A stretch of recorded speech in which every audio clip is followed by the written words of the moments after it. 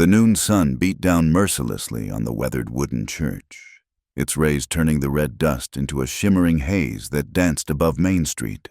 Rebecca Martinez stood at the altar in her mother's faded blue dress, the fabric worn thin at the elbows but pressed with care. Her hands trembled as she clutched a small bouquet of prairie wildflowers, their petals already wilting in the heat. Sheriff Cole Hartwell faced her, his badge catching the light that streamed through the single stained glass window. The silver star seemed to weigh heavy on his chest, a reminder of all the responsibilities he carried. Behind him, 4 small faces peered out from the front pew, suspicious, guarded, grieving. "Do you, Rebecca Elena Martinez, take this man to be your lawfully wedded husband?" Reverend Williams' voice echoed in the nearly empty church. Only a handful of townspeople had come, more out of curiosity than celebration. Rebecca's throat felt dry as desert sand. She glanced at the children Samuel, trying so hard to look grown at 10 years old. The twins Mary and Matthew, mirror images of defiance at 8, and little Emma, whose 6-year-old eyes still searched every woman's face for her mother. "I do," Rebecca whispered, then cleared her throat and repeated it louder. "I do." The ring Cole slipped onto her finger was too large, sliding loosely around her slim digit. Sarah's ring, she realized with a start. He hadn't even thought to resize it. The metal felt cold against her skin, foreign like everything else about this moment. "You may kiss your bride," the Reverend announced. Cole leaned in, his kiss brief and awkward, like touching glass that might shatter. Rebecca tasted dust and uncertainty on his lips. Behind them, she heard Emma whimper softly. As they turned to face the congregation, Rebecca caught sight of the newspaper tacked to the church door, someone's idea of a cruel joke. The headline screamed in bold print, "At 18, she became the wife of a lone sheriff with 4 orphaned children." What followed shocked the town. "Mrs. Patterson from the general store whispered behind her gloved hand to Mrs. Henderson. Their eyes glittered with the particular brightness of those who feast on others' misfortunes. A marriage of convenience. The whispers followed them down the aisle. That poor man, stuck with 4 young ones. At least he found someone desperate enough. Outside, the wedding party, if it could be called that, stood awkwardly in the dusty churchyard. Cole's hand rested briefly on Rebecca's elbow, then dropped away as if burned. "Children," he said, his voice rough. "Say hello to your to Rebecca." Samuel stepped forward first, his young face set in lines too serious for his age. "You're not our mother," he stated flatly. "Our mother is dead." Samuel, Cole's voice held a warning. "It's all right," Rebecca said softly, kneeling despite her dress dragging in the dirt. She met the boy's eyes steadily. "You're right. I'm not your mother. I wouldn't try to be, but I'd like to be your friend, if you'll let me." Matthew pushed forward, his small fists clenched. "We don't need you. We were doing just fine." "No, you weren't," Cole said quietly, and something in his voice made all 4 children still. "You weren't, and neither was I." The walk to their home at the edge of town felt like a funeral procession. The house sat like a gray ghost against the landscape, its boards weathered to the color of old bones. Paint peeled from the shutters, and the porch sagged under the weight of neglect. "It needs work," Cole said unnecessarily. Rebecca surveyed her new home, her new life, inside. She glimpsed chaos dishes piled high, laundry draped over chairs, toys scattered like casualties across the floor. Through the kitchen window, she could see the empty garden plot, nothing but dried weeds and broken fence posts. "I can fix it," she said, more to herself than to him. At dinner that first night, the silence was thick enough to cut. Rebecca had managed to cobble together a meal from the meager supplies, beans and cornbread, with the last of the preserved peaches for dessert. The children picked at their food, shooting glances between their father and this stranger at their mother's place. "Mama made better cornbread," Emma announced, her lower lip trembling. "I'm sure she did." Rebecca replied gently. "Maybe you could teach me how she made it." Emma's face crumpled. "I don't remember." She pushed back from the table and ran to the room she shared with Mary. "Emma?" Cole half rose, but Rebecca touched his arm. "Let me," she said quietly. She found the little girl curled on a bed that had seen better days, clutching a rag doll worn faceless with love. Rebecca sat on the edge of the mattress, careful not to crowd the child. "I lost my mama too," she said softly. "When I was 12, sometimes I forget the sound of her voice, and it makes me so sad I could just break apart." Emma peeked out from behind the doll. "Does it stop hurting?" "No," Rebecca said honestly. "But it changes. The hurt becomes softer, like a bruise healing." "I don't want it to be softer," Emma said fiercely. "If it stops hurting, I might forget her." "You won't forget. Love doesn't work that way." Rebecca reached out slowly, giving Emma time to pull away. When the child didn't, she gently smoothed her hair. "Tell me something about her, something small." Emma was quiet for a long moment. She hummed when she cooked, always the same song. "What song?" "I don't know the words, just the tune." Emma hummed a few notes, hauntingly familiar. "Amazing Grace," Rebecca said softly. "My mama hummed that too." They sat in the gathering dusk, the heat finally breaking as evening crept in. Through the thin walls, Rebecca could hear Cole trying to manage the other children, his voice alternating between stern and lost. When she finally emerged, Emma trailing behind her, she found chaos. Matthew had upended his plate in protest. Mary was crying about a torn dress, and Samuel stood rigid by the door like he was planning an escape. "Enough," Cole's voice cracked like a whip. The children froze. "This is how it is now. Rebecca's—" "It's all right," Rebecca interrupted. She looked at each child in turn, then at Cole. "It's been a long day. Why don't we all get some rest tomorrow will be better." "Will it?" Samuel asked, and the adult bitterness in his young voice made her heart ache. "I don't know," Rebecca admitted, "but I'll be here to find out. I'm not going anywhere." Cole showed her to their room, Sarah's room, still haunted by another woman's choices, her brush on the dresser, her robe on the hook. Rebecca looked at the too-wide ring on her finger and made a decision. "I'll sleep in the parlor tonight," she said quietly, "until we can adjust things." Relief and something else disappointment flickered across Cole's face. "I'll get you some blankets." That night, curled on the uncomfortable settee, Rebecca listened to the strange sounds of her new home. Cole's heavy tread upstairs, checking on each child, Emma's muffled crying, the house settling into itself like old bones creaking. Outside, the town of Millbrook slept under a blanket of stars, already spinning stories about the sheriff's hasty marriage. By morning, everyone would have an opinion about the young Mexican girl who'd married a man with 4 children. They'd count the months on their fingers, looking for scandal.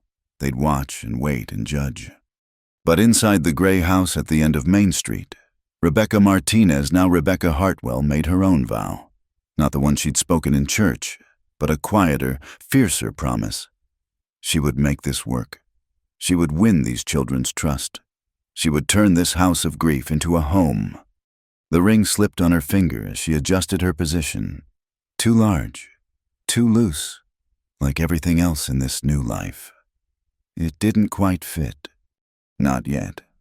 But tomorrow, she thought as sleep finally claimed her. Tomorrow she would start making alterations. 1 stitch, 1 meal, 1 small kindness at a time. In the kitchen, a mouse scratched in the walls. Somewhere in town, a dog barked, and in a house full of broken hearts, 5 people tried to find their way towards something that might, someday, resemble a family. The first day was ending. The real work would begin with the dawn. The first week tested every ounce of strength Rebecca possessed. Each morning brought new disasters, small rebellions that felt mountainous in the heat and dust of their struggling household. The children moved through the house like ghosts, avoiding her touch, rejecting her efforts with the casual cruelty only grieving children could muster. "Sarah didn't make eggs like that," Mary announced at breakfast, pushing her plate away. The eggs were perhaps a little overdone, the edges crispy where Sarah's had been soft. "Then show me how she made them," Rebecca said, keeping her voice level despite the exhaustion that already weighted her bones, though the sun had barely cleared the horizon. "I don't have to show you anything," Mary shot back, her 8-year-old face set in stubborn lines that matched her twin brother's exactly. The morning dissolved into chaos. Matthew accidentally knocked over the water bucket Rebecca had hauled from the well, sending precious water streaming across the kitchen floor.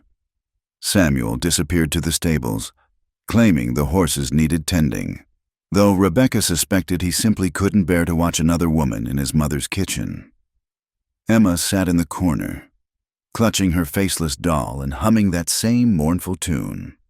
By noon, Rebecca's carefully pinned hair had escaped its bonds, hanging limp with sweat and defeat. The house felt like a battlefield where she was losing every skirmish.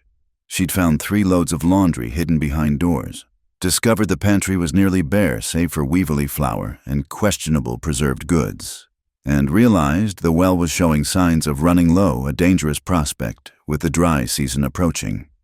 It was too much. All of it was too much.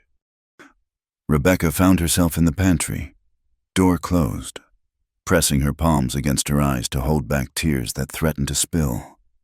She'd been foolish to think she could do this, foolish to believe that need and determination could transform her into mother, wife, and miracle worker all at once. The door creaked open. She expected one of the children, come to deliver another blow to her crumbling resolve. Instead, Cole's broad frame filled the doorway, his expression unreadable in the dim light. "I'm fine," she said quickly, swiping at her eyes. "No," he said quietly. "You're not, and that's my fault." He stepped into the small space, making it feel even smaller. This close, she could see the exhaustion etched into his face, the grief that still shadowed his eyes. "They don't hate you," he said after a moment. "They're just scared," Rebecca finished. "Scared that loving me means forgetting her." Cole's breath hitched. "You understand? My father remarried 2 years after Mama died," Rebecca said, surprising herself with the confession. "I made that woman's life miserable for months. Put salt in her coffee, hid her things, told her every day that she wasn't my mother." She managed a watery smile. "She won me over with empanadas and patience, mostly patience. Sarah was—" Cole stopped, started again. "She was the center of everything. I was gone so much, keeping the peace, and she held it all together, made it look easy. The children, the house, the garden, everything." "I'm not her," Rebecca said softly. "No," Cole agreed. "But maybe that's not a bad thing. Maybe we've had enough of trying to preserve the past." He reached out awkwardly, patting her shoulder like she was a spooked horse.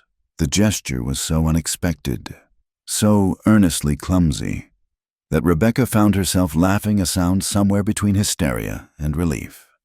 "What's funny?" Cole asked, looking alarmed. "Us," she said. "This whole situation. We're a mess. Cole Hartwell—" The corner of his mouth twitched. "That we are Rebecca Hartwell." Hearing her married name on his lips sent an unexpected warmth through her chest. They stood there in the pantry, surrounded by depleted stores and broken dreams, and somehow the load felt a fraction lighter. A scream shattered the moment. They ran toward the sound, finding chaos in the children's room. Emma lay on the floor, her small body burning with fever, a rash beginning to bloom across her chest and neck. "Scarlet fever," Cole breathed, the color draining from his face. Rebecca's mind went sharp and clear, all the morning's defeats forgotten. "Samuel, run for Doc Henderson, fast as you can." Mary, I need clean water and all the clean cloths you can find. Matthew, open every window for air. Move. The children scattered, obeying without question for the first time since she'd arrived. Cole stood frozen, staring at his youngest daughter with terror naked on his face. Cole, Rebecca said firmly, I need you to carry her to her bed. Gently now. The next hours blurred together in a haze of cool cloths, worried whispers, and fervent prayers. Doc Henderson confirmed the diagnosis, his face grave as he gave instructions. Isolation, cool baths, watch for complications, keep the fever down. I'll stay, Rebecca announced when the doctor prepared to leave. The risk of contagion, Doc Henderson began. I'm staying, she repeated, brooking no argument. The house fell into an eerie rhythm. Rebecca tended Emma while Cole corralled the other children, keeping them away from their sister's sick room. She could hear him through the walls, his normally gruff voice gentle as he tried to reassure them. Night fell, and the fever climbed. Emma tossed restlessly, calling for her mother in delirium that broke Rebecca's heart. She bathed the child's burning skin again and again, humming softly hymns her own mother had sung, melodies of comfort and hope. Near midnight, Cole appeared in the doorway with a cup of coffee and a plate of bread. You need to eat, he said gruffly. I'm not hungry. Wasn't a request. He set the food on the bedside table, then surprised her by pulling up a chair. I'll sit with her. You rest a spell. I don't know how to rest, Rebecca admitted. If something happens. Nothing's going to happen, Cole said fiercely. Not to my Emma. Not on your watch. The faith in his voice nearly undid her. They sat vigil together, taking turns cooling Emma's fever, coaxing water between her parched lips. Somewhere in the dark hours before dawn, Rebecca began to sing, not just humming now, but singing the words to Amazing Grace. Amazing Grace, how sweet the sound that saved a wretch like me. I once was lost, but now am found, was blind, but now I see. Cole's rough baritone joined her on the second verse. And then, impossibly, thin voices from the hallway. The other children crept in, defying orders to stay away. They arranged themselves around Emma's bed like sentinel angels, adding their voices to the hymn. 'Twas grace that taught my heart to fear, and grace my fears relieved. How precious did that grace appear the hour I first believed. Emma's breathing seemed to ease. The flush on her cheeks looked less angry in the lamplight. Rebecca reached for Cole's hand without thinking, and he gripped it tight, his calloused fingers strong and steady. They sang through every verse they knew, then started over, a family choir born of desperation and love, their voices weaving together in the darkness. When dawn light finally crept through the windows, it illuminated 5 faces drawn with exhaustion but united in purpose. Emma's fever broke as the sun cleared the horizon. Mama, she whispered, eyes focusing for the first time in hours. No, sweetheart, Rebecca said gently. It's Rebecca, but we're all here, every one of us. Emma's gaze traveled the circle her father, her brothers and sister, and finally back to Rebecca. You stayed, she said wonderingly.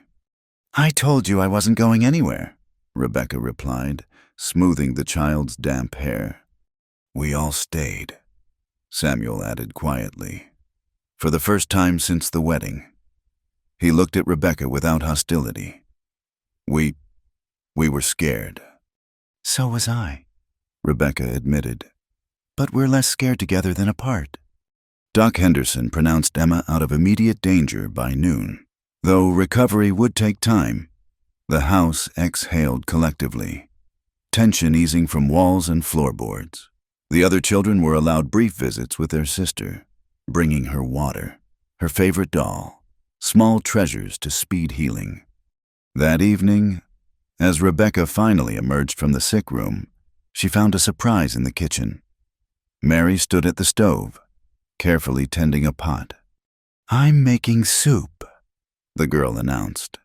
not quite meeting Rebecca's eyes. The way I think might be good for Emma, but I might need help. I'd be honored to help, Rebecca said softly. They worked side by side, Mary showing Rebecca how to cut the vegetables just so, how to season the broth. Matthew appeared with an armload of wood for the stove. Samuel hauled fresh water without being asked. Even Cole contributed, awkwardly washing dishes with more splash than skill. This is how we used to be, Mary said quietly, stirring the pot. Before working together, it's how you can be again. Rebecca said, different, but still together. Mary considered this. You're not trying to be her anymore. Our mother. No, I'm trying to be myself. Is that acceptable? Mary's smile was small but genuine. I think she would have liked you. You're brave. She was brave too. They served the soup to Emma, the whole family crowding into her room despite Doc Henderson's warnings about contagion. They ate together, sharing stories, Cole telling tales of his early days as sheriff. The children recounting memories of their mother that made them laugh through tears. Rebecca offering stories of her own childhood that painted pictures of a life before this moment. Tell about the empanadas, Matthew urged. The ones your stepmother made. Rebecca smiled. Well, they were terrible at first. Burned on the bottom, raw in the middle. But she kept trying. As she spoke, she caught Cole watching her with an expression she couldn't quite read. Gratitude. Certainly, relief. But something else too, something warmer that made her pulse quicken despite her exhaustion. That night, as the house settled into peaceful sleep for the first time since Sarah's death, Rebecca found Cole on the front porch, staring out at the star-strewn sky. Thank you, he said simply. For Emma, for all of them, for staying when any sensible woman would have run. Where would I go? Rebecca asked, settling beside him on the weathered boards. This is my home now. You're my family. All of you. It's not what you bargained for, Cole said. A sick child in your first week. A house full of grief. A husband who doesn't know how to... He trailed off, but Rebecca understood. We'll learn, she said. Together, that's what families do. The ring on her finger caught the moonlight. Still too loose, still sliding toward her knuckle with every gesture. But somehow, it didn't feel quite so foreign anymore. Like everything else in this new life, it just needed time and patience to find its proper fit. Inside, Emma coughed softly in her sleep. Already on the mend, the other children dreamed peacefully, and on the porch. Two people who had been strangers a week ago sat in companionable silence, watching the wheel of stars turn overhead, learning the rhythm of shared breath and hope. The week of breaking was ending. The week of building had begun. The dust cloud appeared on the horizon just after noon, a brown smudge against the endless blue sky that made Cole stiffen in his chair. Rebecca noticed the change immediately, the way his hand moved instinctively to his hip where his gun usually rested, though he'd left it inside while helping Samuel repair the chicken coop. What is it? She asked, shading her eyes against the harsh sun. Rider coming fast? Cole said. Too fast for good news. The horseman thundered into their yard minutes later, his mount lathered with sweat and dust. Jake Morrison, barely 17 and proud of his job as the town's messenger, slid from his saddle before the horse had fully stopped. Sheriff Hartwell, he gasped, doubling over to catch his breath. The Jameson gang. They hit the bank in Cedar Falls yesterday. Killed 2 men, including the marshal. Rebecca's blood ran cold. She'd heard whispers of the Jameson brothers' 5 men who carved a bloody trail through the frontier territories, leaving widows and orphans in their wake. How many dead? Cole's voice had gone flat. Professional. 2 for certain. 3 more wounded bad. They're heading this way. Sheriff Marshall Thompson from Cedar Falls. He tracked them partway before... Jake swallowed hard. Before they got him too, shot him down like a dog in the street. Rebecca watched Cole transform before her eyes. The gentle man who'd sung hymns at his daughter's sickbed disappeared, replaced by the lawman who'd kept Millbrook safe for 8 years. His face hardened. His stance shifted. And suddenly she understood why even hardened cowboys stepped aside when Sheriff Hartwell walked down Main Street. "How many men can Cedar Falls spare?" Cole asked. "None, sir. They're all either dead, wounded, or guarding what's left of their town." "And the territorial marshal?" "3 days away, at least." Cole nodded slowly. "Tell Mayor Hutchins to call a town meeting. 1 hour. Every able-bodied man with a gun." Jake scrambled back onto his horse and galloped toward town. Cole stood motionless for a moment, staring at the dust trail, then turned to Rebecca. "I have to go," he said simply. "I know." The words came out steadier than she felt. They walked to the house together, Cole's hand briefly touching her elbow, a gesture that had become familiar over the past weeks as Emma recovered and the family found its new rhythm. Inside, the children were scattered around the main room. Emma, still pale but improving daily, worked on her letters at the table. The twins built something complicated with wood scraps in the corner. Samuel cleaned his father's spare rifle with the devotion of a boy trying to become a man too quickly. "Children," Cole said, and something in his tone made them all look up. "I need to ride out for a few days. There's trouble that needs tending." "The Jameson gang?" Samuel asked, too sharp for his years. "I heard Jake Morrison talking in town yesterday. They say Bill Jameson shot a woman in Colorado, shot her for her wedding ring." "Samuel," Cole warned. "I could come with you," the boy continued stubbornly. "I can shoot. You taught me yourself." "You're staying here," Cole said firmly. "Your job is to protect your sisters and brother, and Rebecca." Samuel's jaw clenched, but he nodded. Mary and Matthew exchanged worried glances. Emma's lower lip trembled. "You'll come back," she whispered.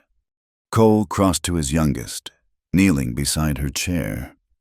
"I'll come back, sunshine, I promise." Rebecca turned away from the lie in his voice, the promise no lawman could honestly make. She busied herself gathering supplies ammunition from the high shelf, the medical kit she'd expanded since Emma's illness, dried beef and hardtack from their stores. "You don't have to do this," she said quietly, as Cole checked his weapons in their bedroom. "The town could send to Fort Laramie for help." By the time help arrived, the Jamesons would have hit Millbrook, maybe 2 other towns besides. He looked up from loading his rifle. "I took an oath, Rebecca, to protect and serve." "What about your oath to these children too?" She stopped herself before saying, "to me." "That's why I'm going," Cole said. "To keep the danger away from you all." They stood facing each other in the small room, afternoon light slanting through the curtains she'd sewn from flour sacks. Rebecca wanted to grab his shoulders, shake sense into him, beg him not to leave. Instead, she straightened his collar with steady hands. "Then you'd best come back," she said. "This house is too much work for one person." His laugh was rough. "Is that so?" "The chicken coop still needs fixing. The well needs deepening before full summer. Emma's been asking for a swing in the big cottonwood." She smoothed an imaginary wrinkle from his shirt. "Too much work without you." "Rebecca." He caught her hands, held them against his chest where she could feel his heart beating strong and steady. "Take care of them." "We'll take care of each other," she corrected. "Until you come home." The town meeting was held on the front steps of the church. Men clustered in tight groups, their faces grim. Rebecca stood with the other women, holding Emma's hand while trying to keep track of the boys. She saw fear in many eyes. These were shopkeepers and farmers, not gunfighters. "We need 12 men." Cole addressed the crowd. "Good riders with steady hands. This isn't about glory. It's about protecting our homes." "Why should we risk our necks?" Tom Crawford, who ran the feed store, called out, "Let the Jamesons pass through. We've got nothing worth stealing." "Tell that to the widow Thompson in Cedar Falls," Cole replied coldly. Tell that to the 3 orphaned children crying over their father's grave. The Jamesons don't pass through. They destroy." "He's right." Doc Henderson stepped forward. "I was in Oakwood when they came through 2 years ago. What they left behind." He shook his head. "No town deserves that." Slowly, men began to volunteer. Harry from the smithy, the Johnson brothers who ranched north of town, even Reverend Williams, though his hands shook as he raised them. "That's 8, counting myself." Cole said, "I need 4 more." "You've got 3 more." A voice called from the back. The crowd parted to reveal 3 Mexican vaqueros from the Hernandez ranch. "Senor Hernandez sends us. Says no gang threatens our neighbors while we draw breath." Cole nodded his thanks. "That's 11. 1 more." "I'll ride." Samuel's voice cracked across the square.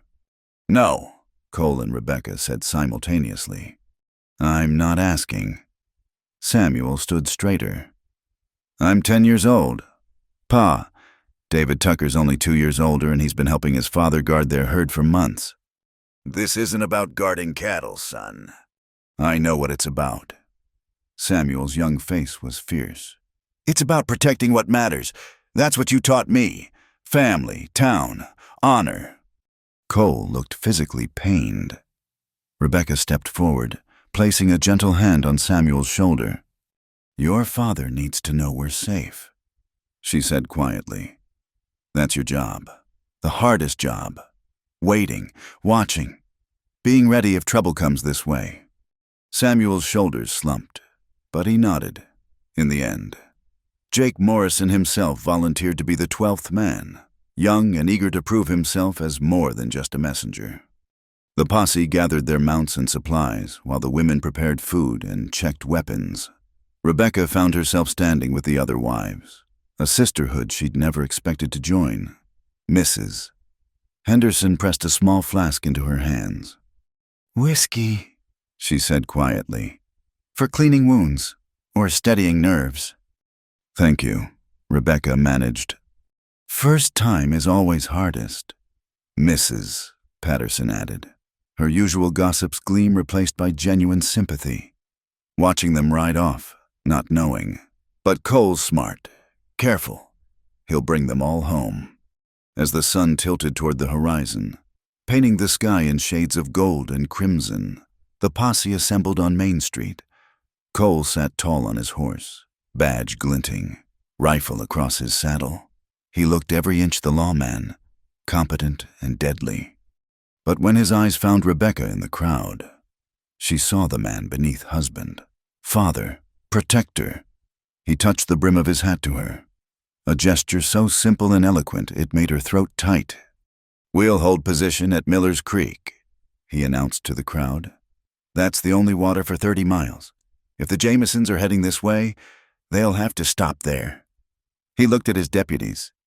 "Any man who wants to turn back, now's the time. No shame in it." No one moved. "Then let's ride." The thunder of hooves filled the air as 12 men galloped into the dying light. Rebecca stood with the children, watching until even the dust had settled. Emma pressed against her side, trembling. "He promised," the little girl whispered. "And your father keeps his promises," Rebecca said firmly, though her heart felt like a stone in her chest. They walked home as darkness fell, a strange little parade of grief and hope. The house felt too quiet, too empty without Cole's presence. Rebecca made supper, mechanically beans and cornbread, again while the children picked at their food. "Tell us a story," Mary finally asked. About brave people." Rebecca thought for a moment, then began, "There was once a woman who loved a sheriff."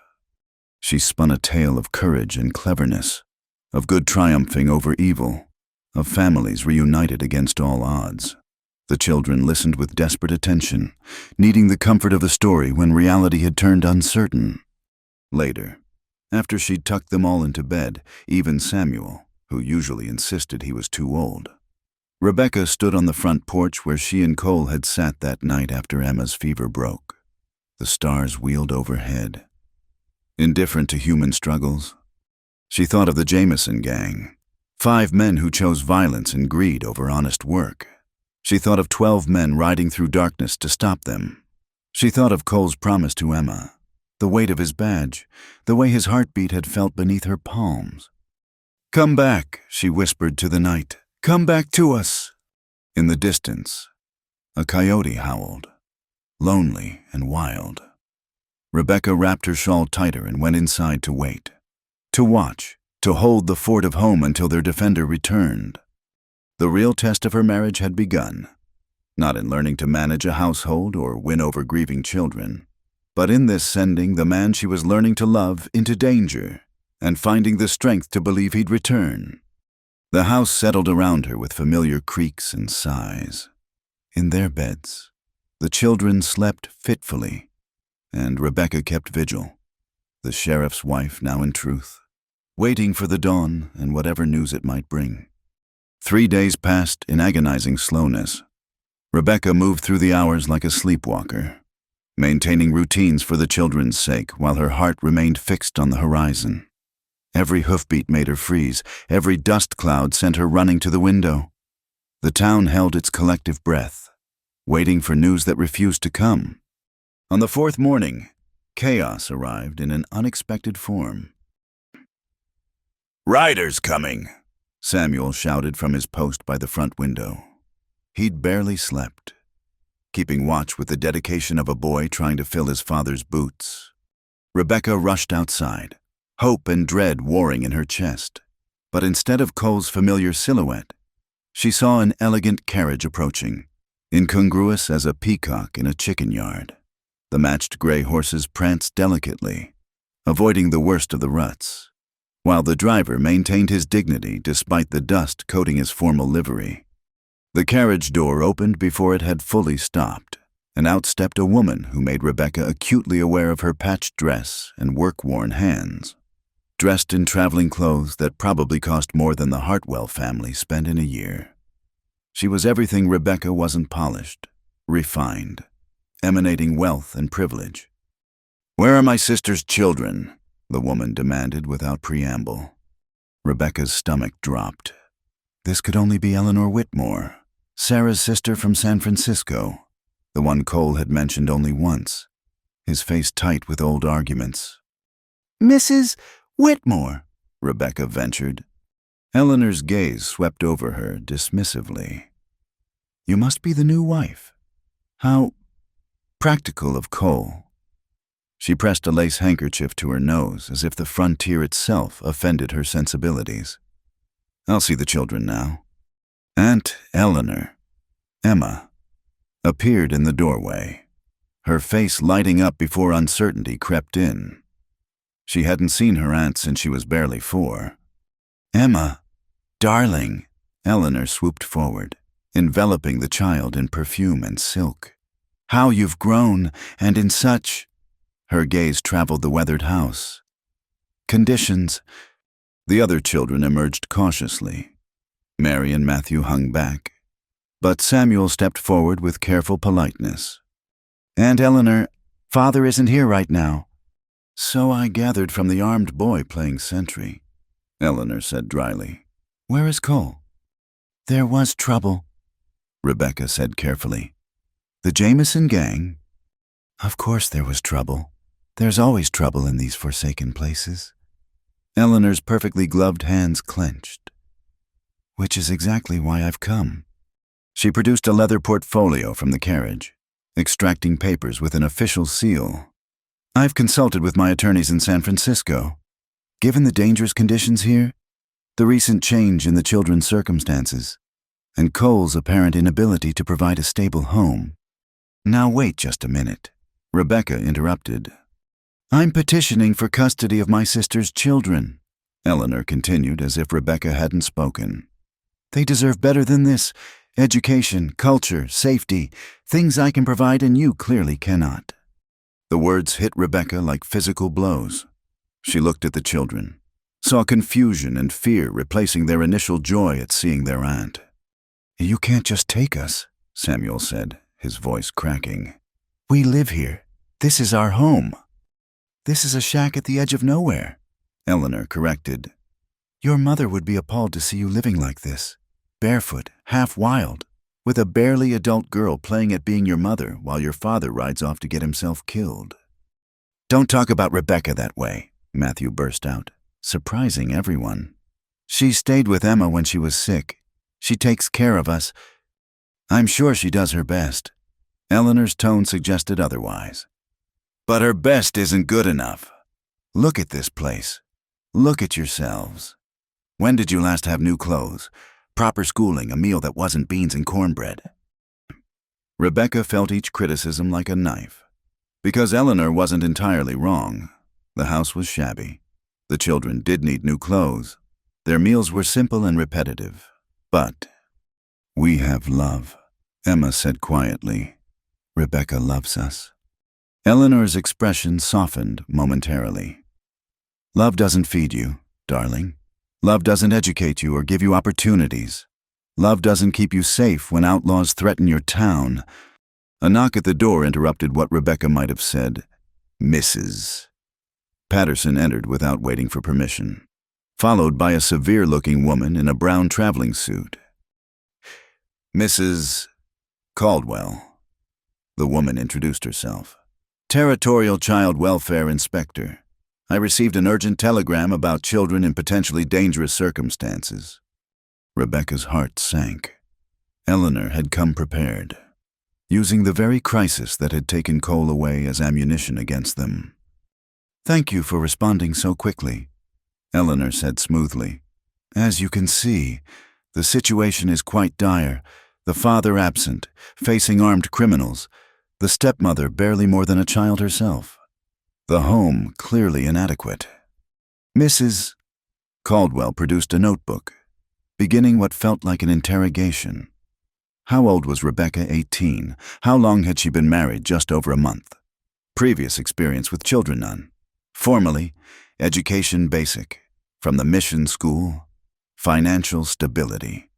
She glanced at Cole's ledger, seeing too many red entries. Through it all, the children watched with growing alarm. Rebecca tried to answer calmly, but each question seemed designed to highlight her inadequacies. I'll need to interview the children separately, Mrs. Caldwell announced.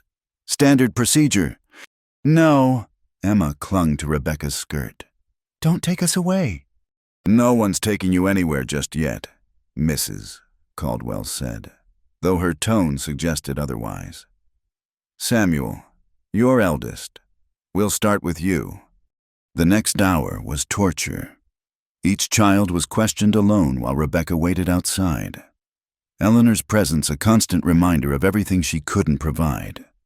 She heard Emma crying through the door. Matthew's voice raised in anger. Mary trying to explain about the scarlet fever and Rebecca's care. When it was over, Mrs. Caldwell's face was unreadable. I'll need to compile my report. There will be a formal hearing when Sheriff Hartwell returns. If he returns. When, Rebecca said firmly. When he returns. In the meantime, Eleanor announced, I've taken rooms at the hotel. The children are welcome to visit me there.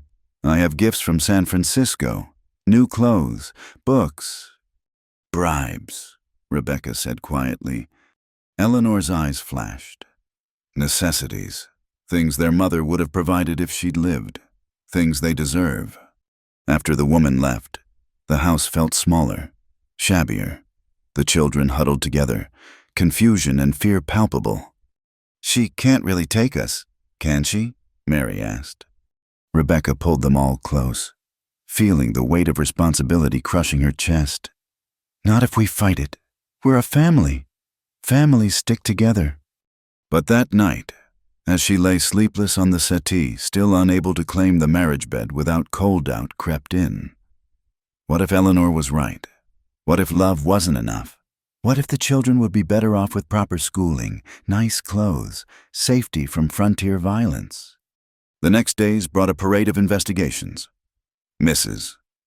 Caldwell appeared at unexpected hours, examining their food stores, checking the children's lessons, interviewing neighbors, some like Doc Henderson and surprisingly Mrs. Henderson spoke warmly of Rebecca's dedication. Others, those who'd whispered about the hasty marriage, were less kind. Eleanor established herself as a constant presence, arriving each day with temptations. New dresses for the girls that made their patched clothes look even shabbier. Books for Samuel about universities back east. Stories of Sarah's childhood that Rebecca couldn't match. "Your mother loved the ocean," Eleanor told them one afternoon, uninvited in Rebecca's kitchen. "She'd take me to watch the ships in San Francisco Bay. She always said she'd bring you children to see it someday." "Pa says the prairie is like an ocean," Matthew offered loyally. "An ocean of grass." "How poetic." Eleanor's smile was razor sharp. "And how typical of Cole to offer metaphors instead of reality." The fifth day brought rumors from Miller's Creek. Gunfire had been heard. Men seen falling. No one knew who or how many. The town's anxiety ratcheted higher, and Eleanor used it like a weapon. "This is exactly what I mean," she told Mrs. Caldwell loudly in the general store. "What kind of life is this for children waiting to see if they'll be orphaned completely?" That night, Rebecca found Samuel in the barn, Cole's rifle across his knees. "I should have gone," he said without looking up. "I could have watched his back." "And broken his heart with worry." Rebecca sat beside him on a hay bale. "Your father fights better knowing you're safe." "Safe." Samuel laughed bitterly. "Aunt Eleanor's going to take us away. I can see it in that Caldwell woman's eyes. She thinks we're all savages out here." "Maybe we are. A little," Rebecca said, surprising a smile from him. "But we're savages who take care of our own." "Ma would have fought her," Samuel said quietly. "Aunt Eleanor tried to get us to move to San Francisco after Matthew and Mary were born. Said the territory was no place for children, Ma told her." He grinned at the memory. "Told her that children belonged wherever their parents' love was strongest." "Your mother sounds wise." "She was, and brave, like you were with Emma." Samuel looked at her sideways. "I'm sorry I was so awful when you first came." "You were protecting them," Rebecca said. "That's what big brothers do." They sat quietly, listening to the night sounds. Somewhere in town, a dog barked. The wind carried the scent of sage and possibility. "I won't let her take you," Rebecca said finally. "None of you—" "You might not have a choice. She's rich, important, I'm your father's wife and you're—" She hesitated, then forged ahead. "Your friend. I hope that has to count for something." Samuel leaned against her shoulder, a gesture of trust worth more than gold. "It counts for everything." The sixth day dawned with a news that sent the town into fresh panic. A rider from Cedar Falls reported seeing smoke from the direction of Miller's Creek. The Jameson gang had been spotted heading north, but no word of the posse's fate. Rebecca was helping Emma with her letters when Eleanor arrived with Mrs. Caldwell and a man in a black suit. "Mr. Fitzgerald." He introduced himself. "Attorney at law. I'm here to expedite the custody proceedings, given the urgent circumstances." "You can't do this," Rebecca protested. "Not without Cole." "On the contrary." Fitzgerald consulted his papers. "In the event of parental abandonment or incapacitation, the territorial court can make emergency provisions for minor children's welfare." "He hasn't abandoned anyone. He's protecting the town." "He's been gone 6 days without word," Eleanor said coldly. "At what point do we accept that he's not coming back?" The words hung in the air like a curse. Emma began to cry. Mary and Matthew pressed close to Rebecca. Samuel stood rigid, fists clenched. Furthermore, Fitzgerald continued, "There are questions about the validity of the marriage itself.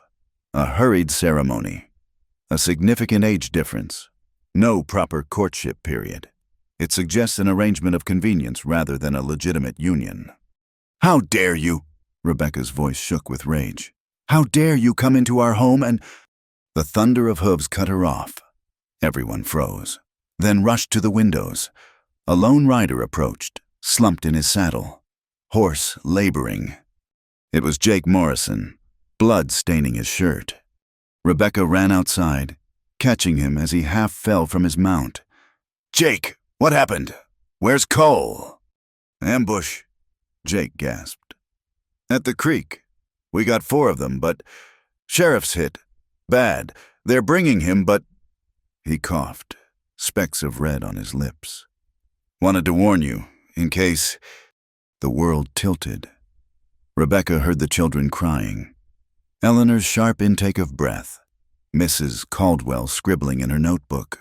But all she could think was, "Not yet. We're not ready to lose him yet." "Where?" she demanded. "Maybe 5 miles back, moving slow." Jake's eyes fluttered. "Did what we could. Stop them from coming here. Sheriff made sure they couldn't hurt anyone else." Doc Henderson arrived, taking charge of Jake. Rebecca turned to find Samuel already saddling their horse. "I'm going to find him," the boy said. "We're going," Rebecca corrected. She looked at Eleanor, Mrs. Caldwell, the lawyer. "You want to see what kind of family we are, come watch. Watch us fight for each other." She helped Samuel onto the horse, then swung up behind him. As they rode out, she heard Emma's clear voice. "That's our Ma. She'll bring Pa home." The words followed them into the prairie wind, a child's faith against all odds. Rebecca held tight to Samuel and prayed it would be enough. The prairie stretched endlessly before them, grass rippling like waves in the afternoon wind. Rebecca held tight to Samuel as they rode, scanning the horizon for any sign of the returning posse. 5 miles. Jake had said, 5 miles that felt like 50 with fear spurring them on. "There," Samuel pointed to a dark cluster moving slowly across the landscape. "That's them." As they drew closer, Rebecca's heart clenched. The proud posse that had ridden out was reduced to 8 men, several slumped in their saddles. Cole's horse was being led by Harry the blacksmith, and Cole himself. Rebecca bit back a cry. He was draped across his saddle, unmoving, his shirt dark with blood. Pa Samuel urged their horse faster. They reached the group in a cloud of dust. Rebecca slid from the saddle before the horse fully stopped, running to Cole's side. His face was pale beneath the prairie sun, a rough bandage wrapped around his shoulder and chest. "He's alive," Harry said quickly, "but he needs Doc Henderson bad. Lost a lot of blood." Rebecca touched Cole's face, relief flooding through her when his eyes fluttered open at her touch. "Rebecca?" His voice was barely a whisper. "The children are safe. Everyone's safe." She walked beside his horse, one hand on his arm. "You kept your promise." "The Jamesons, 4 dead," Reverend Williams answered, his own arm in a makeshift sling. "Bill Jameson himself among them. The last one fled into the Badlands. Won't be troubling anyone soon." "Jake?" Cole tried to rise, grimaced. "Made it to town?" Doc seen to him. Rebecca pressed him back down gently. "Save your strength." The journey back to Millbrook became a careful procession. Rebecca stayed by Cole's side, Samuel riding close, the surviving posse members forming a protective circle. Word had already spread, and townsfolk lined Main Street as they arrived. Some cheered, others stood silent, counting the missing faces. Doc Henderson was waiting, Jake Morrison already bandaged and resting. He took one look at Cole and began barking orders. "Get him inside. Careful now." Rebecca found herself pushed aside as men carried Cole into the doctor's surgery. She stood in the street, blood on her hands, trembling now that the immediate crisis had passed. "Well," Eleanor's cultured voice cut through her shock, "this certainly proves my point about the dangers." "Shut up." The words came from Samuel, sharp and adult. "Just shut up.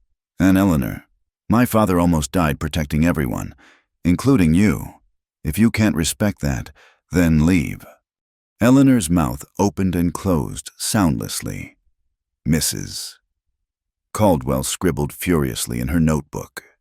The crowd of townsfolk shifted uneasily. Samuel's right. Mrs. Patterson spoke up unexpectedly. Cole Hartwell risked everything for this town. His family deserves our respect, not judgment. A murmur of agreement rippled through the crowd. Rebecca felt a surge of gratitude for these people who had whispered about her just weeks ago. The hearing will proceed as scheduled. Fitzgerald, the lawyer, insisted. This incident. Doc Henderson emerged from his surgery, blood on his apron. Reinforces that Cole Hartwell is a hero, and if you try to break up his family while he's fighting for his life on my operating table, you'll answer to me and this whole town. The doctor's rarely shown temper silenced even the lawyer. Eleanor gathered her dignity and retreated to the hotel. Mrs. Caldwell followed, though Rebecca noticed her expression had grown thoughtful. The next hours blurred together. Rebecca sent Samuel home to watch his siblings, then stationed herself outside the surgery. Mrs. Henderson brought coffee and sandwiches she couldn't eat. Reverend Williams, his own wound tended, sat with her to pray. Night fell. The surgery door remained closed. Rebecca dozed fitfully in her chair, starting awake at every sound. Near dawn, Doc Henderson finally emerged, exhausted but smiling. "He'll make it," he announced. "Touch and go for a while there, but he's strong. Wants to see you." Rebecca flew into the room. Cole lay still and pale, but his eyes were open, aware. She dropped to her knees beside the bed, catching his hand in both of hers. "Hey there, Mrs. Hartwell," he whispered. "Don't you ever," she said fiercely, "ever do that to me again." "Can't promise that." His fingers tightened weakly around hers. "But I'll try. The children." "Worried sick. Proud of you. Samuel wanted to come find you himself." "That's my boy." Cole's eyes darkened. "Rebecca. Eleanor. I know. She wants to take them. Has some inspector. A lawyer." Rebecca lifted his hand to her cheek. "But we won't let her. We're a family, Cole. A real family." "You sure it's been rough start?" Rebecca thought of the past weeks, the disasters, the sickness, the slowly growing trust. "The roughest, and I wouldn't trade it for anything." Cole studied her face. "I love you," he said simply. "Don't know when it happened. Maybe when you sang to Emma. Maybe when you stood up to the whole town. But I love you, Rebecca." "Oh," she breathed, tears spilling over. "Oh, Cole, I love you too." He tugged weakly at her hand until she leaned close enough to kiss, soft and careful of his injuries. It was nothing like their awkward wedding kiss. This was a promise, a claiming, a coming home. When she finally returned to the house, she found chaos. All 4 children were awake despite the early hour. Emma curled in Samuel's lap, the twins pacing anxiously. "Pa," Samuel asked immediately. "He's going to be fine," Rebecca assured them. "He's asking for you all. We'll visit once Doc says it's safe." "Aunt Eleanor came by," Mary reported.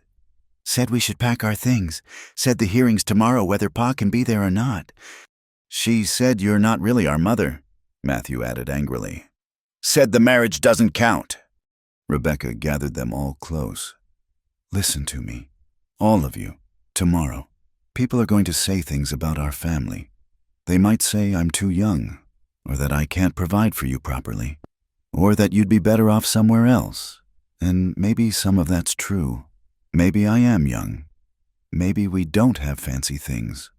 But I need you to know something." She looked at each face in turn. "I choose you. Every day. I choose you. When it's hard, when I'm scared, when I don't know what I'm doing, I still choose you. And if they try to take you away, I'll fight with everything I have to get you back, because that's what families do." We choose you too, Emma said solemnly. Don't we? Yes, Samuel said firmly. The twins nodded. Then we tell them that tomorrow. Rebecca said, we tell them we choose each other. The hearing convened at 10 o'clock in the courthouse. Judge Morrison presiding. The small courtroom was packed. It seemed the whole town had come to witness. Cole's empty chair stood like an accusation, though Doc Henderson had provided a detailed letter about his condition. Eleanor presented her case first, and she'd come prepared. Photographs of her San Francisco home, a mansion with gardens and servants, letters from exclusive schools eager to educate the Hartwell children, bank statements showing wealth Rebecca couldn't imagine. I can give them everything, Eleanor concluded. Music lessons, art, travel, the best education money can buy, opportunities their mother would have wanted for them. Mrs. Caldwell testified next, reading from her notebook, the inadequate food stores, Rebecca's youth and inexperience, the danger Cole's profession posed, the hasty nature of the marriage. It's my opinion, she said carefully, that while Mrs. Hartwell shows genuine affection for the children, she lacks the resources and maturity to provide proper care. The lawyer, Fitzgerald, painted an even darker picture. He'd found records of every shooting Cole had been involved in, every risk he'd taken. He questioned the validity of the marriage, suggesting it was purely economic necessity on both sides. Through it all, Rebecca sat straight-backed, the children ranged beside her. Samuel held her hand on one side, Emma on the other. She felt the town's eyes on her, some sympathetic, others curious, a few hostile. Then it was her turn. Rebecca stood on shaking legs. She had no photographs, no bank statements, no letters from fancy schools. All she had was the truth. Your Honor, she began, everything they've said is true. I am young. We are poor. Our house needs work. And yes, sometimes we eat beans and cornbread for a week straight. I can't give these children music lessons or trips to Europe. I can't promise they'll never face danger or hardship. She looked at Eleanor. Mrs. Whitmore loves these children. I don't doubt that. She wants what she thinks is best for them. But she's forgotten something important. And what's that? Judge Morrison prompted. She's forgotten to ask them what they want. Rebecca turned to the children. Tell him. Tell everyone. Samuel stood first. I want to stay here. This is our home. Rebecca, Ma, she stayed with Emma when she was sick. She could have gotten sick too, but she stayed. That's what matters. Mary stood next. Aunt Eleanor has pretty dresses, but Rebecca taught me to make biscuits.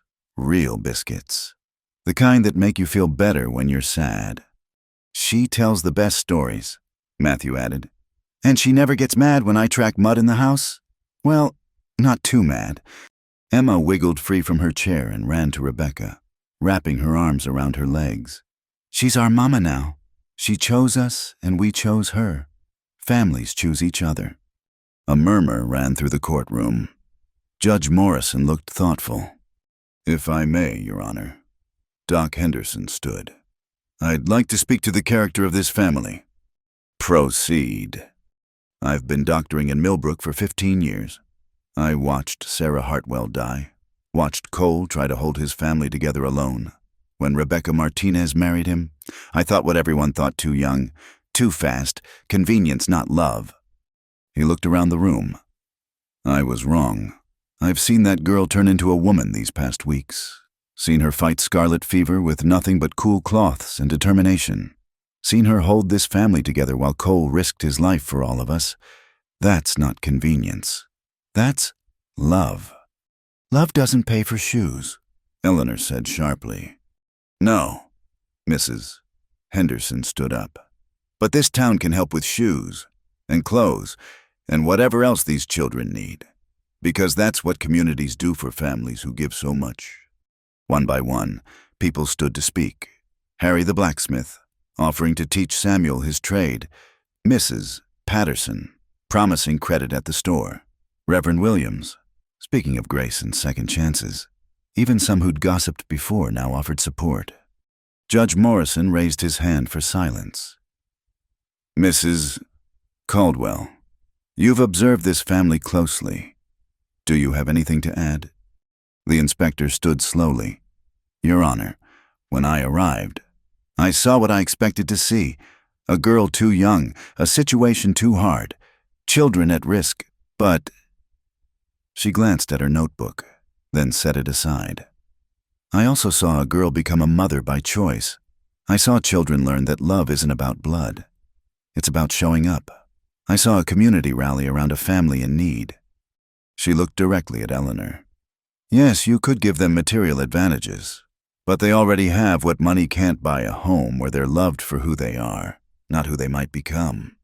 The courtroom held its breath. Judge Morrison reviewed his papers, then looked up. Mrs. Whitmore, your love for these children is evident, and your offer is generous. In many ways, you could provide advantages, Mrs. Hartwell cannot... He paused. However, the law recognizes that children need more than material comfort. They need stability, love, and the right to call somewhere home. He continued, I'm not entirely dismissing your concerns. This family will need support and oversight. But I see no reason to remove these children from their father's care, and the woman they've clearly accepted as their mother. Your Honor, Fitzgerald began. My decision is final. The children remain with the Hartwells. However, he looked at Eleanor. I encourage you to be part of their lives, Mrs. Whitmore. They need their aunt, just as they need their parents. The courtroom erupted. People pressed forward to congratulate Rebecca, to pat the children's heads, to offer help. Through the chaos, Rebecca saw Eleanor standing alone, looking lost. She freed herself from well-wishers and approached her. Eleanor, Mrs. Whitmore, you're welcome in our home. Always. The children do need you, just as their aunt, not their mother. Eleanor's composure finally cracked. Sarah was all I had left. When she died, I thought if I could save her children. You don't need to save them, Rebecca said gently. Just love them, be part of their lives. Tell them stories about their mother. Visit when you can. Be Aunt Eleanor, who brings presents and speaks of wider worlds. That's important too. Eleanor studied her for a long moment. You're not what I expected. Rebecca Hartwell. I'm not what I expected either, Rebecca admitted. They were interrupted by Samuel running up. Ma Doc says we can see Pa now. He's awake and asking for everyone. Rebecca's heart swelled at the natural way he'd called her Ma. She looked at Eleanor. Come with us. Eleanor hesitated, then nodded. Yes, thank you. The strange family sheriff, young wife, 4 children, an elegant aunt made their way through the crowd. The sun was high and bright, warming the dust of Main Street. In the distance, the prairie rolled on endlessly, full of dangers and possibilities. But for now, they were together. They'd chosen each other in front of God and the law and the whole town. And sometimes, Rebecca thought as Emma's small hand found hers, that was miracle enough. The ring on her finger caught the light still loose, but not as loose as before, like everything else in this new life. It was beginning to fit. The courthouse was packed to the rafters, every seat taken and people standing along the walls. Rebecca sat at the defendant's table with the children arranged beside her, trying to project a calm she didn't feel. Across the aisle, Eleanor Whitmore looked like visiting royalty in her midnight blue silk, flanked by her lawyer Fitzgerald and the 2 assistants carrying boxes of documents. Judge Morrison, a stern man with silver sideburns who'd served the territory for 20 years, called the court to order. We're here to determine the custody arrangement for the minor children of Sheriff Cole Hartwell. Given the sheriff's current incapacitation, he cannot be present, but I have received his sworn affidavit. Rebecca's hands tightened on Emma's. Cole had insisted on writing the statement despite his weakness, his handwriting shaky but his words clear. Mrs. Whitmore, The judge continued. Please present your case. Eleanor rose gracefully, every inch the sophisticated lady. Your Honor, I come before you with a heavy heart but a clear conscience. My sister Sarah died trusting that her children would be cared for properly. Instead, I find them living in difficult circumstances. She gestured to her assistants, who began distributing photographs to the judge. These images show my home in San Francisco, 22 rooms, full staff, private tutors available. The Whitmore Academy, where both my late husband and father were educated, has already agreed to accept Samuel without entrance examinations. The photographs circulated through the crowd, drawing gasps. The mansion was magnificent, with manicured gardens and a view of the bay. Rebecca felt her heart sink. Furthermore, Eleanor continued, I've brought letters from the children's maternal grandparents in Boston, whom they've never met due to the distance. They're elderly, eager to know their grandchildren before it's too late. More documents, more evidence of a world Rebecca couldn't provide. I've also commissioned a report on the financial situation of the Hartwell household. Fitzgerald stood, consulting his papers. Sheriff Hartwell earns $40 monthly when paid regularly, which isn't always guaranteed. Current debts include $12 to the general store, $8 to the feed merchant, and outstanding medical bills from both Mrs. Hartwell's death and recent events. Each number felt like a stone added to Rebecca's chest. It was all true. They scraped by month to month, and Cole's injury would mean no pay for weeks. Beyond finances, Eleanor resumed. There's the matter of safety. In the past month alone, these children have been exposed to scarlet fever. Their father has been shot, and their stepmother, a girl barely out of childhood herself, has had to manage crises she's unprepared for. Objection! A voice called from the crowd. Doc Henderson stood. I'm not a lawyer, Your Honor, but that seems unfair. Scarlet fever strikes rich and poor alike, and Rebecca Hartwell managed that crisis better than many trained nurses I've known. Sit down, Doctor, Judge Morrison said, though not unkindly. You'll have your chance to speak. Continue, Mrs. Whitmore. Eleanor's expression softened as she turned to the children. I don't doubt that Mrs. Hartwell cares for my nieces and nephews, but caring isn't enough. They deserve education, opportunity, culture. Samuel shows aptitude for engineering. He should be in Boston studying at the Institute, not learning to shoe horses. Mary has my sister's musical gift. She should have piano lessons, not be washing dishes. The twins need proper schooling, and Emma. Her voice caught. Emma deserves to grow up safe, not wondering if today's the day her father doesn't come home. The courtroom was silent. Rebecca could feel the tide of opinion shifting, saw it in the thoughtful faces of the townspeople. Everything Eleanor said made sense. Everything she offered was better. Mrs. Caldwell testified next, reading from her extensive notes. The inadequate food stores she'd documented, Rebecca's youth and inexperience, the cramped sleeping arrangements, the patches on the children's clothes. While I observed genuine affection between Mrs. Hartwell and the children, she concluded, affection alone doesn't constitute proper care. These children are at risk nutritionally, educationally, and physically. Fitzgerald then called witnesses. The banker testified about Cole's irregular payments. Mrs. Jameson from the school confirmed the children's sporadic attendance since their mother's death. Even Reverend Williams, clearly reluctant, admitted he'd had concerns about the hasty marriage. By the time Eleanor's side rested, Rebecca felt buried beneath an avalanche of facts. Everything they'd said was true. She was young, poor, inexperienced. She couldn't offer what Eleanor could. Mrs. Hartwell. Judge Morrison said, Your response. Rebecca stood slowly. She'd prepared no photographs, no documents, no witnesses beyond Doc Henderson. All she had was the truth of their daily life together. Your Honor, she began, her voice stronger than she expected. I won't stand here and lie to you. Everything Mrs. Whitmore says is true. We are poor. Sometimes dinner is beans and cornbread for the fourth night running. Sometimes the boys share boots because we can't afford new ones yet. I am young, and there are days I don't know what I'm doing." She looked at the children, drawing strength from their trusting faces.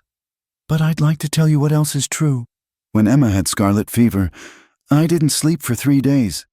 Not because I had to, but because I couldn't bear the thought of her waking scared and alone.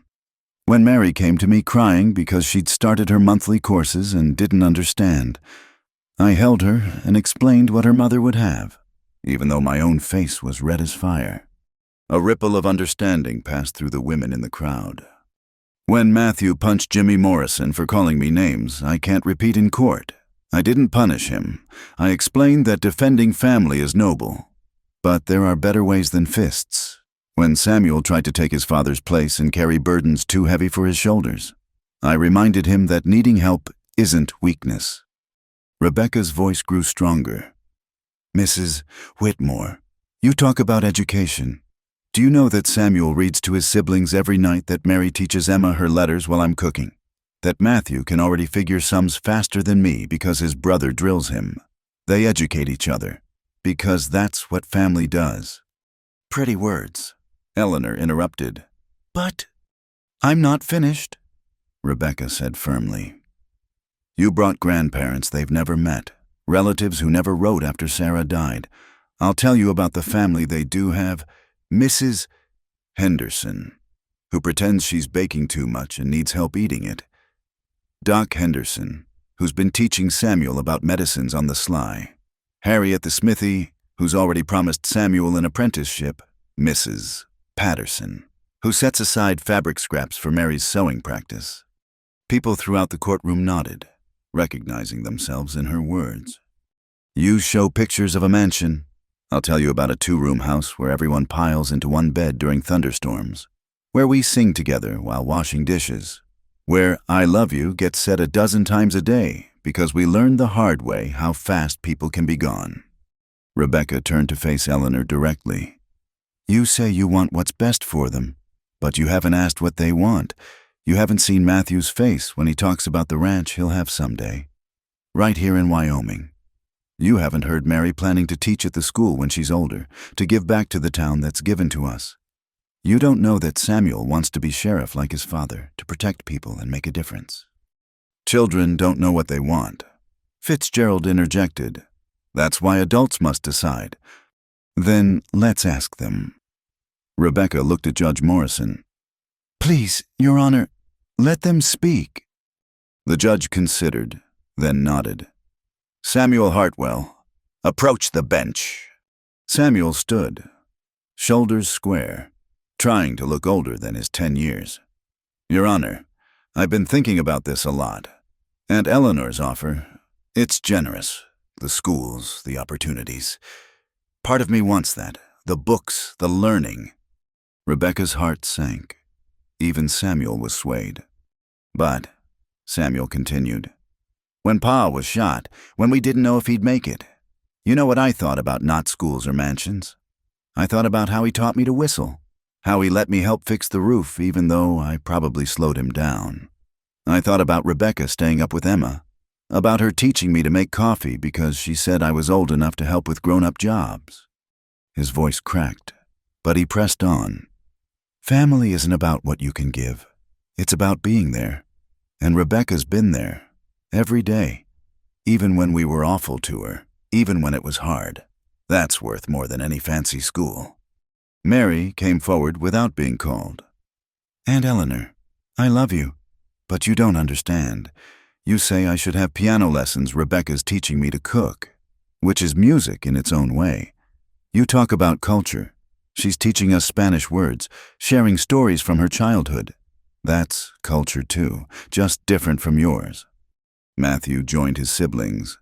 "She doesn't get mad when I bring in frogs. That's important in a mother." The tension broke slightly as people chuckled. Even Judge Morrison's stern expression softened. Emma wiggled free from her chair and ran to Rebecca, climbing into her lap.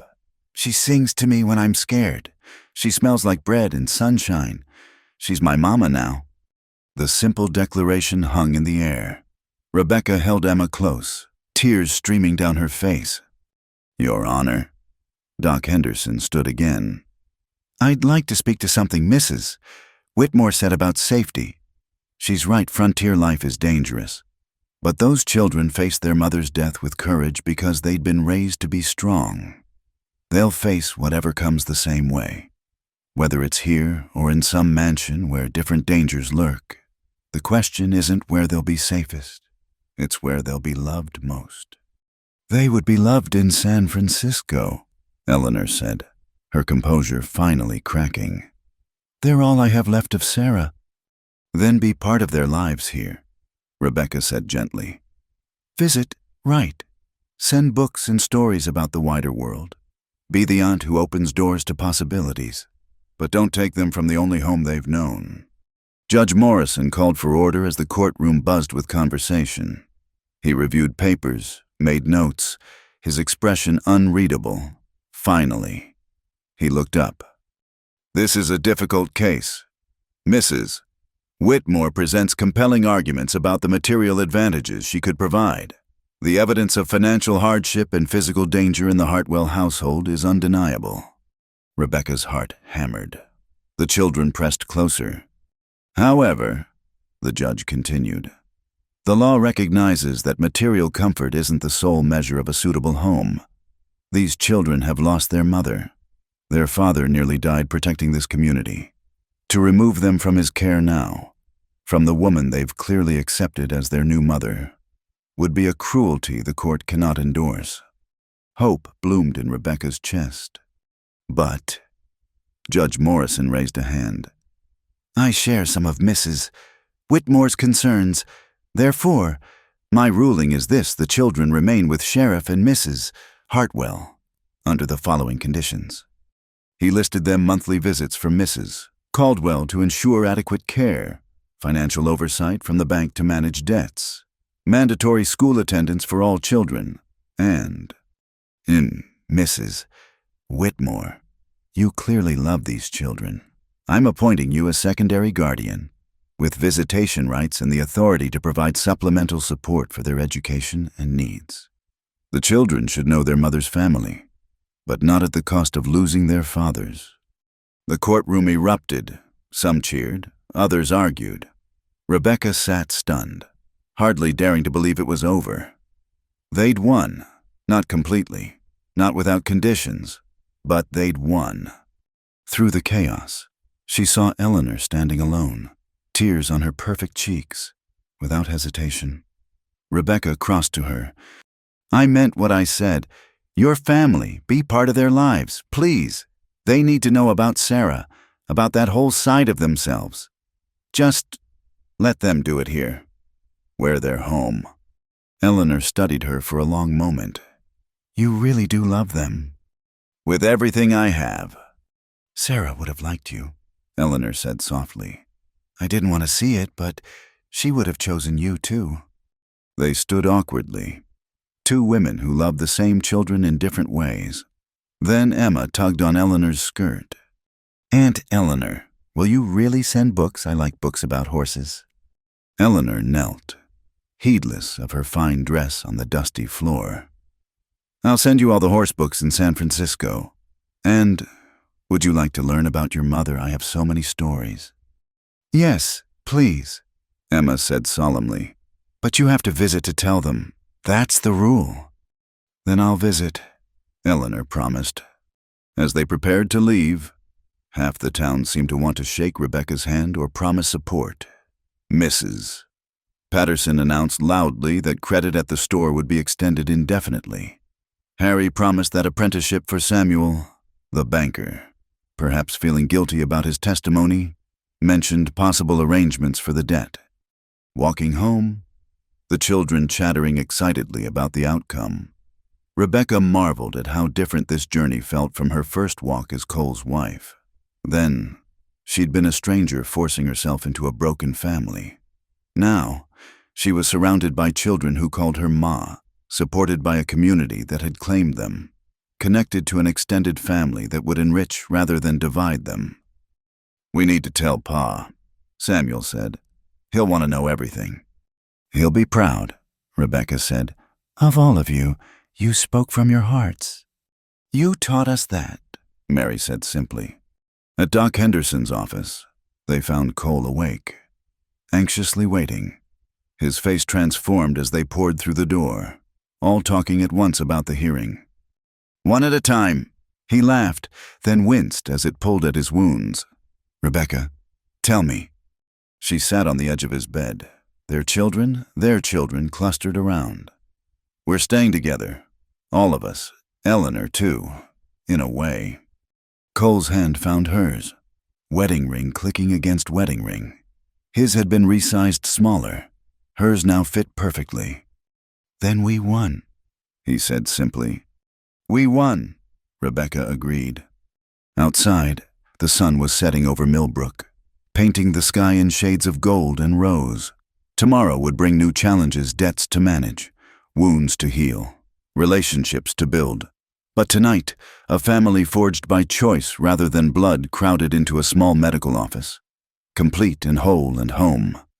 Judge Morrison had asked where the children would be loved most. The answer surrounded them, lived in their voices raised together, existed in the space between heartbeats where "I choose you" became "I love you" became "we are family." The verdict was in the family was forever. The weeks following the custody hearing brought unexpected changes to Millbrook. Eleanor Whitmore, true to her word, had liquidated her shares in her late husband's banking interests and established an education fund for the town's one-room schoolhouse. The gesture had shocked everyone, most of all Rebecca, who found the elegant woman at her door one morning with architectural plans. "If I can't bring the children to proper schools," Eleanor announced, "I'll bring proper schooling to them." The news rippled through town like wildfire, but not all changes were welcome ones. "Fire, fire" at the granary. The cry shattered the peaceful afternoon as Rebecca worked with Mary on a new dress pattern fabric courtesy of Eleanor's latest package. Black smoke billowed into the sky from the direction of the town's grain storage, where most of Millbrook's harvest waited for transport east. "Stay with the children," Rebecca ordered Samuel, grabbing her shawl, but he was already reaching for a bucket. "We're coming too," he said firmly. "This is our town." They ran toward the smoke, joining a bucket brigade that was already forming. The granary was fully engulfed, flames licking hungrily at the wooden structure. Without that grain, half the town would face starvation come winter. "The wind's pushing it toward the other buildings," Harry the blacksmith shouted. "If it reaches the feed store, form a second line." Cole appeared, still moving stiffly from his wounds but unable to stay away from the crisis. "Samuel, take the youngsters and start soaking the ground between buildings.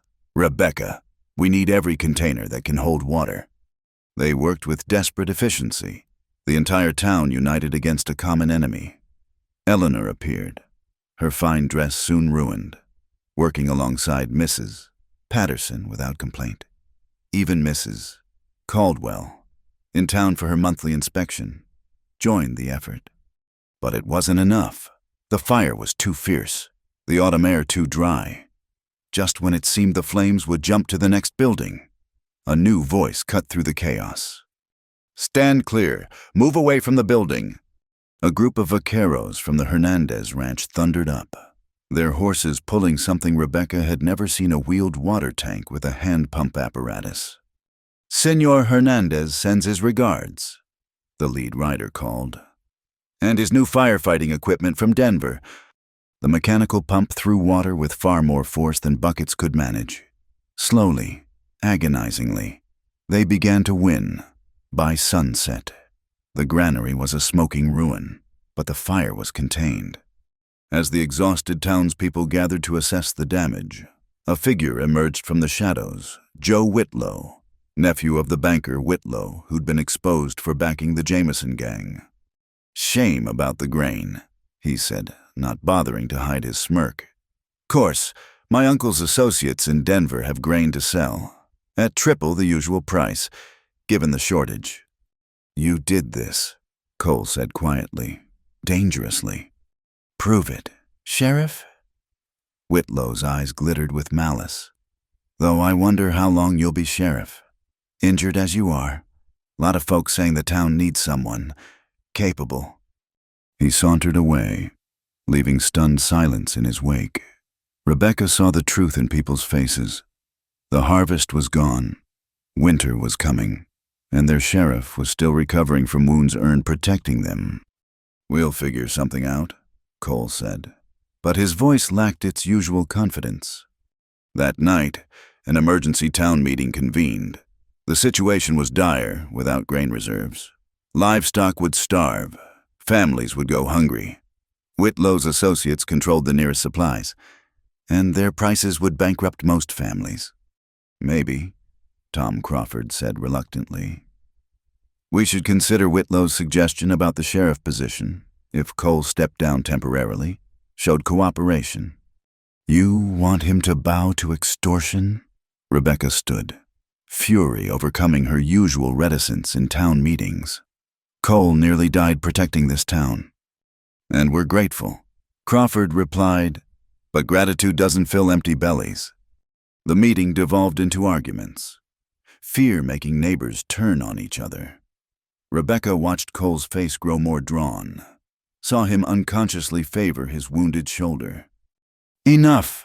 Eleanor's cultured voice cut through the chaos.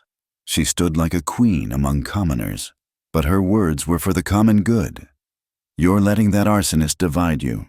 That's exactly what he wants." "Easy for you to say," someone called out. "You can buy grain at any price." "Yes, I can," Eleanor agreed. "And I will. Enough for the whole town. At regular prices. Consider it an investment in my nieces and nephews' community."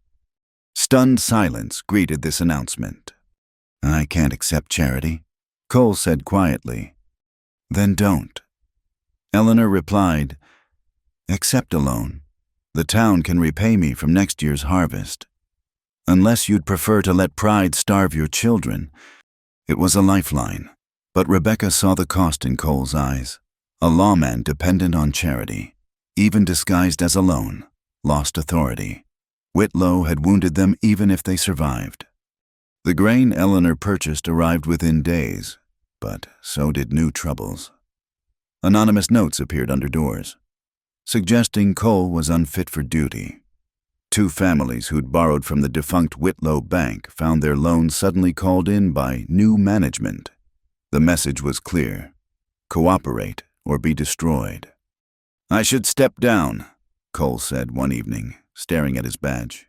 "If Whitlow becomes sheriff, maybe he'll leave folks alone." "You step down, and this town loses its soul," Rebecca said firmly. "We knew there'd be a price for standing up to corruption. We pay it together." But the pressure mounted. The following week, during the autumn social, a tradition even hard times couldn't cancel, disaster struck again. Rebecca had helped organize the event, turning the church hall into something festive with wildflowers and carefully hoarded decorations. The children were performing a song they'd practiced, Eleanor accompanying on a piano she'd donated to the church. Midway through the performance, smoke began seeping under the door. "Not again," someone cried. But this time, it wasn't a building. Someone had set fire to the hay wagons outside, positioned to make it seem like the church itself was threatened. In the panic to evacuate, Emma was knocked down, trampled by fleeing adults. Her scream cut through the chaos like a knife. "Emma!" Rebecca fought through the crowd, reaching the little girl just as Cole did. Blood streamed from a gash on her forehead, her ankle bent at an wrong angle. Doc Henderson pushed through. "Get her to my office, now!" As they rushed Emma to medical care, the fire outside revealed itself as more smoke than substance, green wood, and wet hay designed to cause panic. Not real damage, but the harm was done. Emma's injuries, while not life-threatening, were serious, and the town's nerves were shattered. "This has to stop," Rebecca said, watching Doc Henderson set Emma's ankle while the little girl whimpered. "Whitlow's terrorizing the entire town to get at us." "I know," Cole said heavily. And I know what I have to do. No, Rebecca gripped his arm. You're not facing him alone. Not again. I'm the sheriff. It's my job. And I'm your wife. We're your family. This is our fight too. The next morning brought an unexpected ally. Judge Morrison arrived on the morning stage, accompanied by a U.S. Marshal. Heard you folks were having some trouble, the judge said dryly. Thought Marshal Garrett here might be interested in reports of arson, extortion, and conspiracy. Marshal Garrett, a lean man with sharp eyes, surveyed the damage. Joe Whitlow, you say we've been tracking him since his uncle's operation fell apart. Man's got a talent for showing up where grain supplies mysteriously burn. Hope kindled in Rebecca's chest. Federal law enforcement changed everything. We'll need evidence, Garrett continued. Witnesses willing to testify. You'll have them, Eleanor said firmly. I've kept detailed records of every suspicious incident since I arrived, and I believe Mrs. Caldwell has some interesting observations. The child welfare inspector, who'd extended her stay after the fire, nodded grimly. I've documented what appears to be a deliberate campaign to destabilize this town's leadership. Not exactly child welfare, but certainly affecting the children. The next days were tense. Marshal Garrett interviewed witnesses while Whitlow grew increasingly desperate. His attempts at intimidation escalated dead animals left on doorsteps, windows broken at night, more threatening notes. Then Whitlow made his mistake. He approached me, Harry the blacksmith reported. Offered silver if I'd swear I saw Cole take bribes from the Hernandez ranch. Said if I didn't, my shop might have an accident. Did anyone witness this conversation? Garrett asked. Harry grinned. My apprentice was in the back, heard every word. The arrest happened at high noon, appropriately dramatic for a man like Whitlow. He came out shooting, but Marshal Garrett and Cole were ready. No one was hurt, though Whitlow would carry the scar from Garrett's return fire. You think this ends it? Whitlow snarled as they led him away. There's always another man ready to take what can be taken. This town's soft, and soft means vulnerable. No, Rebecca said, stepping forward. This town's strong. We've proven that. We stand together. We lift each other up, and we don't bow to men like you. The crowd that had gathered murmured agreement. These people who'd whispered about her marriage, who'd questioned her ability, now stood firmly behind her words. With Whitlow gone and his network exposed, the town began to heal. The education fund Eleanor established attracted a new teacher from back east, the Hernandez ranch. Grateful for the town's acceptance during the Troubles, established regular trade agreements. Even Mrs. Caldwell's reports transformed from criticism to praise for a community that protected its most vulnerable. I owe you an apology, Eleanor said one evening, sharing tea in Rebecca's kitchen while the children did homework. When I came here, I saw only what this place lacked. I didn't see what it had. Which is heart, courage, the kind of community that raises children to be strong and good. Eleanor smiled sadly. Sarah knew. That's why she chose this life. I just wish I'd understood sooner. You understand now, Rebecca said. That's what matters. Emma limped in, her ankles still healing, but her spirit undaunted. Aunt Eleanor, will you tell us about Mama in San Francisco, the story about the seals? As Eleanor began the well-worn tale, Rebecca noticed Cole in the doorway, watching their blended family with wonder. She moved to stand beside him. Regrets? She asked softly. None, he said, drawing her close. We could have taken the easy path, given in, but look what we'd have lost. Outside, early snow began to fall, covering the scars of recent battles. The granary would be rebuilt come spring. The children would grow and learn, supported by family both blood and chosen. And Millbrook would endure, stronger for having faced its trial by fire. Mabite Samuel called. Come listen, Aunt Eleanor's telling about the time Mama entered a pie contest and accidentally used salt instead of sugar. Rebecca laughed, moving to join her family. The ring on her finger caught the lamplight no longer loose, no longer borrowed, like everything else in this hard-won life.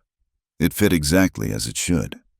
The fire had tested them, but in the end, it had only forged them stronger. Spring arrived early that year, melting the snow and filling the prairie with wildflowers that seemed to celebrate the town's survival. Rebecca stood in her flourishing garden, one hand resting on her swelling belly, watching the children work alongside Cole to build a new chicken coop. The old one had finally collapsed during the winter storms, but like everything else they'd faced, they'd rebuild it better than before. "Ma, look," Emma called from her perch on Samuel's shoulders. "I can see forever from up here." "Careful, sunshine," Cole warned, though his smile was indulgent. The little girl had recovered completely from her injuries, with only a faint scar on her forehead to show for that terrible night. Rebecca felt the baby move within her, a flutter like butterfly wings. She hadn't told anyone yet except Cole, wanting to hold this secret joy a little longer. But soon it would be obvious, and their family of 6 would become 7. Letter from Aunt Eleanor. Mary ran from the house, waving an envelope. These monthly missives had become treasured events, full of stories about Sarah's childhood and packages of books, small luxuries, and educational materials. The family gathered on the porch as Mary read aloud. Eleanor wrote of her journey back to San Francisco, her work establishing a new school for immigrant children, her plans to visit in summer. She ended, as always, with, "Give my love to all my children, blood and chosen alike." "She's changed," Matthew observed. "Happier, I think." "We've all changed," Rebecca said, settling into the rocking chair Cole had built for her. "That's what families do, they help each other grow." The sound of approaching horses drew their attention. 3 riders appeared on the horizon, and Rebecca recognized the lead figure, U.S. Marshal Garrett, returning for what he'd promised would be his final visit to ensure Whitlow's associates hadn't regrouped. "Sheriff, Mrs. Hartwell." Garrett tipped his hat. "Children, town's looking prosperous." It was true, with Whitlow's corruption exposed and expelled. Millbrook had flourished. The new school teacher Eleanor's fund had attracted was excellent. Trade with the Hernandez ranch brought fresh prosperity. Even the rebuilt granary stood taller and stronger than before, a symbol of resilience. "Any trouble to report?" Garrett asked. "Nothing we can't handle," Cole replied. "Town's learned to stand together." Garrett nodded approvingly. "That's what I'll be putting in my report. Millbrook's an example of what frontier communities can become when good people refuse to bow to bad men." After the marshal departed, the family returned to their work. Samuel, now 11 and shooting up like a weed, worked beside his father with increasing skill. The twins, 9 and full of mischief, alternated between helping and creating new problems to solve. Emma, 7 and fierce, insisted on doing everything her older siblings did. "We need to expand the house," Cole said suddenly, glancing at Rebecca. "Growing family needs more room." Rebecca felt her cheeks warm. "How did you—" "You've been glowing for weeks," he said softly. "And you've been avoiding coffee, same as Sarah when she was carrying Emma." "I wanted to be sure," Rebecca admitted, "after everything we've been through." "Another baby," Emma breathed, having overheard, "a real baby." "You were a real baby once," Samuel reminded her. "But I don't remember it. This time I'll be a big sister." The news spread through the family like wildfire, the children's excitement infectious. Mary immediately began planning what she'd teach a little sister. Matthew wondered if a brother would like fishing. Samuel, ever practical, started sketching plans for the house expansion. That evening, as they sat down to dinner, a feast by their old standards, with vegetables from the garden and fresh bread Rebecca had mastered, Cole raised his glass of water. "To our family," he said. "To what we've built and what's still to come." "To Mama," Emma added, looking at Rebecca. "Both of them." Rebecca felt tears prick her eyes. The journey from that awkward wedding to this moment seemed impossibly long and impossibly short all at once. Later, after the children were in bed, she and Cole sat on the porch watching the stars. The ring on her finger, resized perfectly, now caught the moonlight. "Do you remember," Cole said, "that first night you slept on the settee, and I thought we'd made a terrible mistake?" "Not a mistake," Rebecca corrected. "Just a rough beginning." "The roughest," he agreed, pulling her close, "but worth every minute." The next months passed in a blur of preparation. The house expansion, funded partly by Cole's recovered salary and partly by the profitable garden Rebecca had established, gave them a proper bedroom and space for the coming baby. The children threw themselves into preparations with enthusiasm, even competing over who would be the most helpful sibling. Eleanor arrived for her summer visit just as Rebecca entered her final month. The elegant woman from San Francisco was still refined, but she now moved through their simple home with genuine comfort, helping with chores and telling stories that kept the children enthralled. "I've been thinking," Eleanor said one evening, helping Rebecca with the mending. "About Sarah, about choices, about family. She wrote me once that love wasn't something you fell into, but something you built, day by day, choice by choice." "She was right," Rebecca said. "I didn't understand then. I thought love should be grand gestures and perfect moments." Eleanor smiled. "But it's this, isn't it? Mending clothes, telling stories, choosing to stay when leaving would be easier." The baby came on a clear September morning, with Doc Henderson attending and the whole family waiting anxiously outside. When Cole finally emerged, carrying a tiny bundle, his face was radiant. "A boy," he announced, "healthy and loud." "What's his name?" Samuel asked, peering at his newest sibling. Rebecca, exhausted but glowing, looked at each face surrounding her bed. "Thomas Cole Hartwell, after both his grandfathers. And his middle name for the finest sheriff in Wyoming Territory," Eleanor added with a smile. Little Thomas seemed to complete something in their family, a living symbol of how far they'd come. The children doted on him, taking turns holding him, singing to him, telling him stories about their mother Sarah and their mother Rebecca, and how lucky he was to be born into a family that chose love every single day.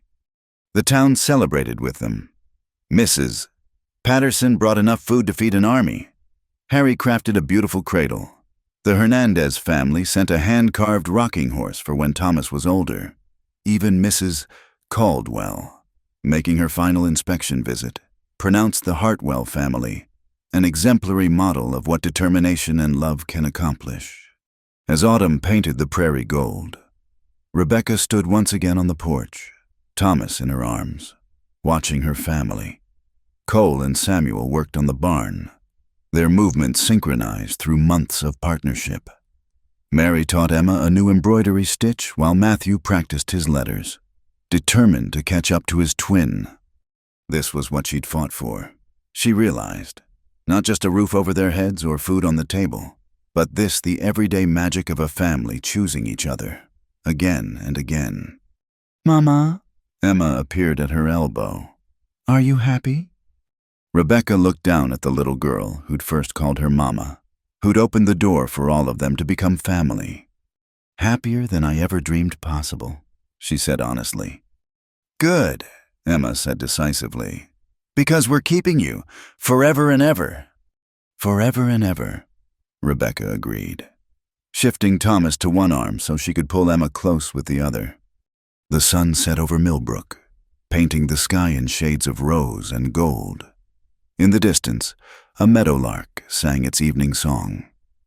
The house that had once seemed like a gray ghost now stood warm and welcoming, filled with laughter and love and the promise of all the days to come. They had started as strangers thrown together by necessity. They had become a family forged by choice, and in the end, That choice renewed each morning, strengthened through each trial, celebrated in each small joy, had created something stronger than blood, deeper than law, more precious than gold. The ring on Rebecca's finger no longer felt foreign or borrowed. Like the family itself, it had found its perfect fit. And as the first stars appeared in the Wyoming sky, Rebecca Martinez Hartwell knew with absolute certainty that she was exactly where she belonged. Home, family, love. They had chosen each other, and they would continue choosing, every single day. The beginning. Thank you so much for listening to this story of love, courage, and family in the Old West. I'm deeply moved that you've joined Rebecca and the Hartwell family on their journey from strangers to a true family, bound by choice and devotion. I'd love to hear where you're listening to this story from. Please share in the comments below so we can connect and discuss what touched your heart. If this tale of frontier love and resilience moved you, please subscribe to Wild West Night.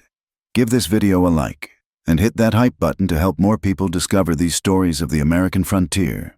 Your support helps keep these tales alive for everyone who believes in the power of love and family. Until next time, partners, keep riding toward your own sunset.